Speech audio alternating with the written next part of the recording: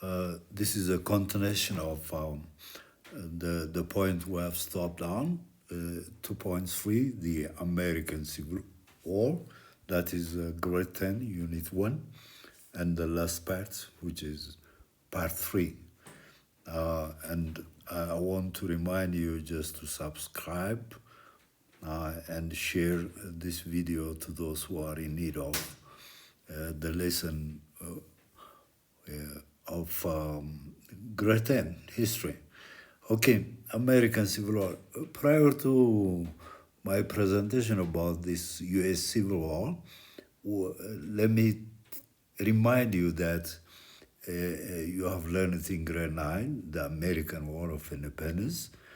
That war was the colonists, the white settlers, okay, stood for their independence against the British colonial rule.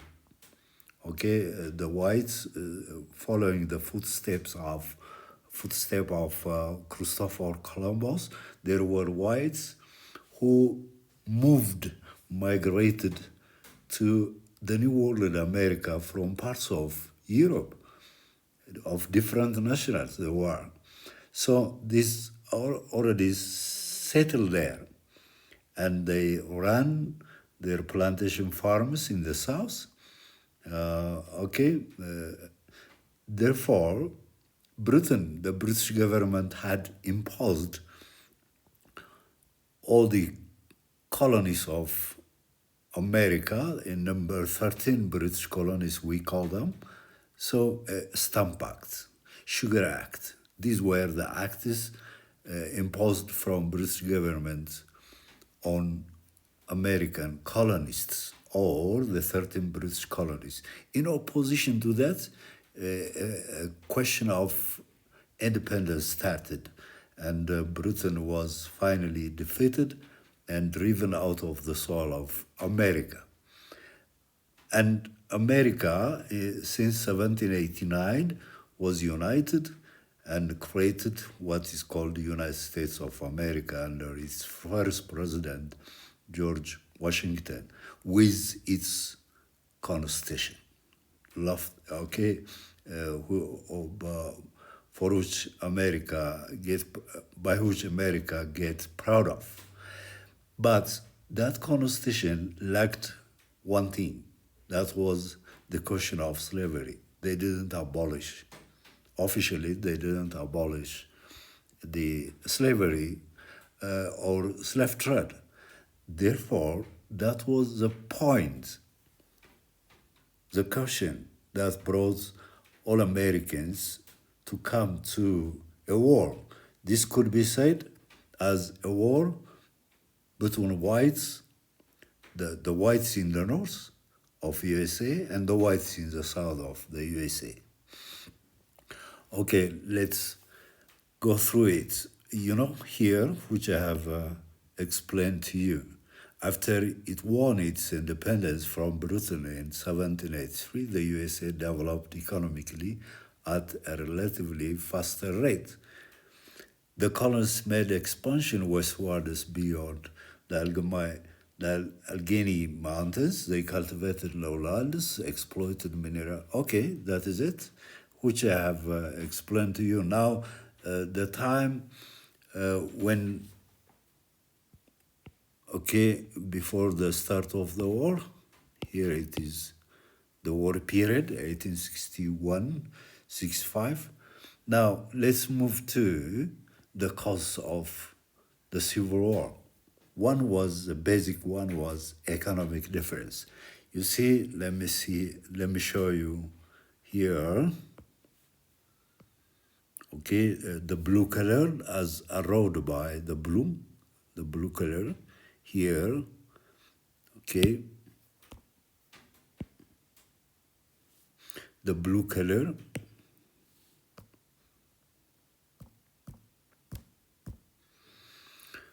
North of the USA, highly industrialized, highly advanced.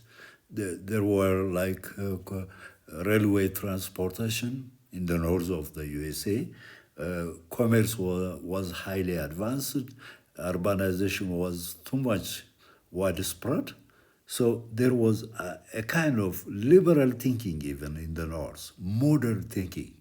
As opposed to that, we have here, okay, here the red-colored territories of the south of the USA, as around here in red, were using plantation farmers. They had used plantation farmers using the cheap labor of the slaves. Now the question is, politically, the North of the USA, led by Abraham Lincoln, President Abraham Lincoln, wanted to abolish slavery in the South of the USA. That's the point. That's the point. That drove them, that brought them to the Civil War. So here it is. The North was highly advanced. The North was highly industrialized, used hard labor, not slave labor. Small independent farmers also existed. The South had plantation agriculture using the slave labor, not hard labor. So a big difference, economic difference. This was backward, this was advanced, modern. Second fatal cause was the political difference occurred between the North and the South. The North wanted to abolish, as I have explained, they were collectively called abolitionists who wanted to abolish slavery. The South wanted to preserve slavery. They didn't want. The North, considered the slavery as an anachronistic system, outdated, obsolete totally. The South wanted to be attached to slave labor and plantation farms. These two economic and political difference led the two sides of America to a bloody civil war. So in the South, what they did was the creation of the Southerners who wanted slavery to continue, led by Jefferson Davis, created CSA, Confederate States of America. Okay, but the North wanted to preserve the Union and committed to defend and maintain the supremacy of the U.S.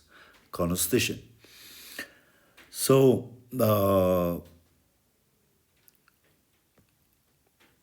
that was in 1861. The war broke out, and you see, in the meantime, that was in 1863, Abraham Lincoln, U.S. President, forwarded or introduced two acts. One was the Emancipation Proclamation,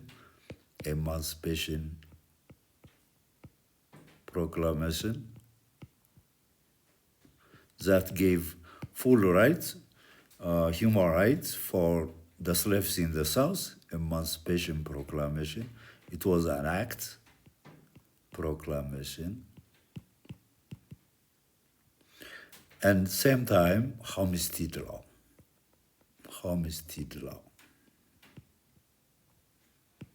This act gave plots of land to the ex-slaves. As a result of these two acts of Abraham Lincoln, the Unionists gained 186,000 ex-slaves as soldiers, and this became, including Lincoln's appointment of new generals like Grant, brought a kind of success, victory in favor of the Unionists, the Northerners, and finally the Southerners were defeated. With this, in 1865, the Civil War came to an end, actually having just the Americans lost like 500,000 people. Death toll, Okay, 600 in actual figure, 620,000, 620,000 diseases was recorded. Okay, 360,000 in of the north and the remaining 260,000 of the southerners. Whatever it is, slavery was abolished, and the abolition of slavery was inserted in the U.S. Constitution as the 13th Amendment. At the 13th Amendment, okay, since 1865, America became even a major world power. But there were negative impacts actually. That is more of just there began a kind of bitterness, social bitterness. And with that, the KKK was formed, and it was the agent of this underground organization that assassinated Abraham Lincoln. Okay, let me take you to 124, nationalism and the Eastern question. Frequently, I mention what nationalism is: one's feeling, love, loyalty to his people, to his or her people and country.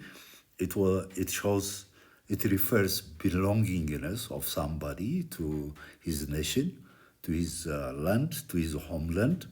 Now, the Eastern question was a major diplomatic issue in the 90s and the early 20th centuries, centered on the decline of. The point is, Ottoman Turkey, once they, the Ottoman Turks, once they toppled the Seljuk Turks in 1299. Okay, let me make it. In 1299, Ottoman Turks deposed or destroyed the power of the Seljuk Turks. From this time on, up until the end of the First World War, they had a strong, a vast empire, what was called in history the Ottoman Turkish Empire. So they controlled Ottoman Turks, as you can see here, Ottoman Turks.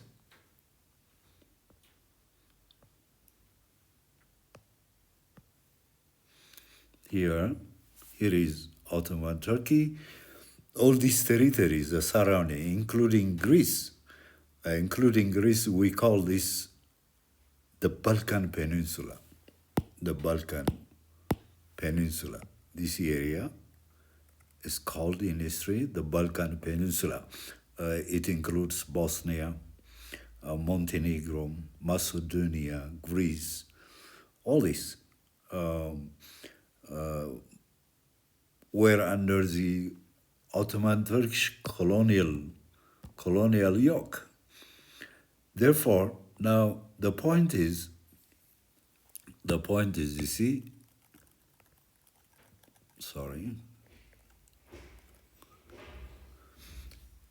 in the 18th and the 19th centuries, this Ottoman power began to go down.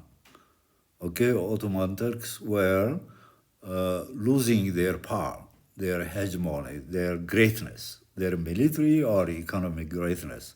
Together with this decline of the Ottoman Turkish Empire, Russia wanted to have access here as well, wanted to have access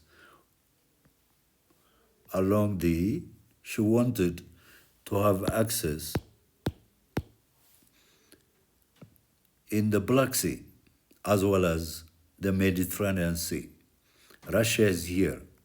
So she wanted to dominate this part of Europe. And this created, okay, a kind of danger in the minds of, on the parts of the Western Europe, especially Britain, Austria, and France. Therefore, Eastern question does mean what? What to do with the Balkan territories. as a result of the decline of the Ottoman Turkish Empire. That was the point. What to do with those territories? Partly they wanted to have their dominance over the Balkans. They didn't see the Russian domination in the Balkans. The Balkans were Slavs, partly because the reason that the Russians consider themselves as Slavic people. Actually, in history, they were Slavs. The Balkans were Slavs. So they shared a common religion, a Slavic blood, Slavic language. So Russia supported Balkan nationalism because Russia shared Slavic roots and Orthodox Christianity. Russia wanted access, as I said, to the Black Sea and Mediterranean Sea. On the contrary, Britain opposed the Russian expansion because she wanted, you see here, it's not a simple thing. For their advantage, okay, here around this direction, this is Mediterranean Sea. This is Mediterranean Sea. Britain had access to the Middle East, especially India, not Middle East, India, crossing the Red Sea, India, okay, land to land. They wanted to keep up, to protect their colony, India. Therefore, Russian coming to the Mediterranean Sea was a point of frustration among the British rulers, British leaders. So Britain opposed Russian expansion, aimed to protect its sea routes to India, supported the Ottoman rule to keep Russia away from the Middle East. What Britain wanted was just giving military support to the Ottoman Turkish Empire, and Ottoman Turkey might just defend the area of the Black Sea and defend the Russians not to reach the Mediterranean Sea. That's the point. The reason that Britain stood on the side of the Ottoman Turks against Russia. The third one is Austria-Hungary, feared the Russian expansion near its borders, supported Ottoman stability to prevent the spread of Slavic nationalism. They didn't want those Slavs to have a unified nation state, a unified Slavic nation states. Therefore, in 1875, major revolts broke out in the Balkans. By 1878, Romania, Montenegro, and Serbia gained their national independence. Between 1878 and 1930, the Ottoman Empire lost most territories as Britain, Austria, France, and Italy divided its lands. It's not indicated here.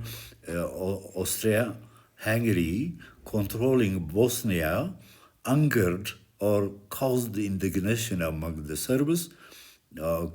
Serbia became bigger and bigger, and just considering itself as the representative of the Balkan regions, became in conflict with Austria-Hungary, and on the side of Serbia, Russia was about to come.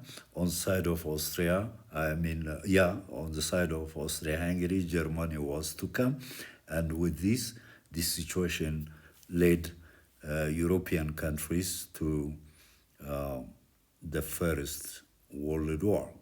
Actually, the Ottoman Turkey existed as an empire up until the end of the First World War. That's it. Actually, the Balkans fought two major wars in between these years. The First Balkan War, the Balkans defeated Ottoman Turkey and gained their national independence, their freedom. They proclaimed their sovereignty. And the Second Balkan War followed. Bulgaria, over the redistribution of Macedonia, came into conflict with Serbia, Greece, and other Balkan states. Bulgaria was defeated. Okay? Competition for Balkan influence intensified tensions among European powers, contributing to hostility before World War One. As I said, this situation became the hotbed, okay, triggering the outbreak of the First World War, and they moved towards consolidating their alliances, their military bloc formation, and finally, immediately, with just a year after, the year after 1913, 1 year after, that was in 1914, the First World War broke out. Okay, that's it. Don't miss still. Just subscribing my video, sharing it to all you know, for the people you know, especially for grade 10 students. It's very important as well for grade 12 students they are living in Ethiopia or outside, very important. You share it, and that is all about. Next time, by the way, for Ethiopians who wanted this lesson to be presented in Amharic, I am just on the way to present it or produce it. You can follow me with this channel, a history tutors hub,